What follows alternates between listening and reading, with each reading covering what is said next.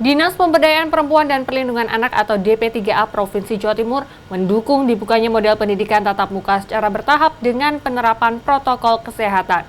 Dari hasil survei DP3A, online selama pandemi justru meningkatkan gejala depresi pada anak lebih tinggi.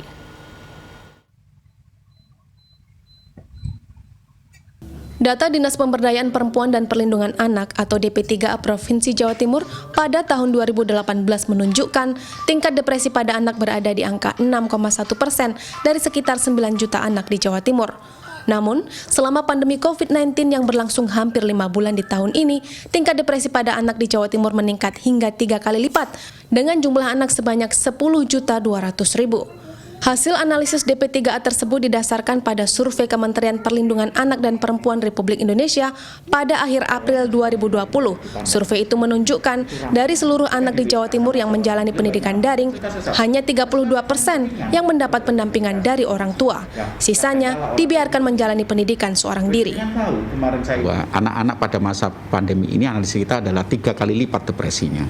Dan ini menjadi sangat berbahaya ketika anak tersebut stresnya meninggi, kemudian orang tuanya ikut stres meninggi, maka terjadi kekerasan dalam rumah tangga. Dan kalau misalnya terjadi kekerasan psikis maupun fisik, maupun mungkin barangkali seksual di rumah tangga muncul, maka dikhawatirkan pula anak-anak ketika dia melakukan pelampiasannya. Karena pada alamiah, secara lahiriah, anak tersebut itu kan kepingin sekali sesuatu yang baru, bersosialisasi dan sebagainya, maka dikhawatirkan pelampiasannya adalah negatif.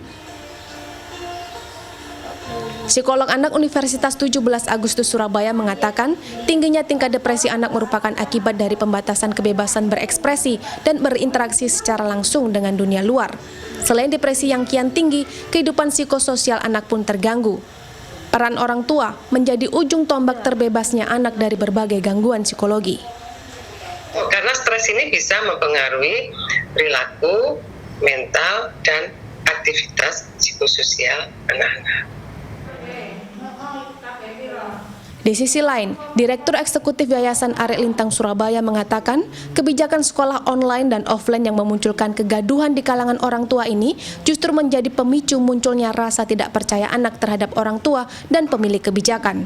Menurutnya, untuk memberikan hak pendidikan pada anak, pemerintah harus mulai memilih model pendidikan yang tepat sasaran dan aman, seperti pemberdayaan pendidikan berbasis komunitas. Bahayanya adalah anak-anak mengalami distrust.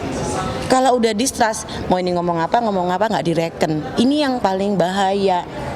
Nggak ada yang bisa melarang anak-anak atau memberi nasihat karena anak-anak distrust. Kalau alasannya sekarang bikin anak-anak makin terjebak gitu kan, makin stres.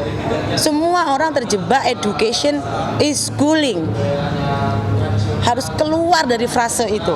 Education is a lot of about how to develop the children. Bagaimana membangun anak-anak, fisik motoriknya, mental sosialnya, kognisi bahasanya. Buat saya ini keuntungan kita sekarang. Melihat kondisi anak di Jawa Timur saat ini, DP3A mendukung dibukanya model pendidikan offline atau tatap muka secara bertahap dengan menerapkan protokol kesehatan secara ketat. Eka Rima, Miki Peresia, Surabaya, Jawa Timur.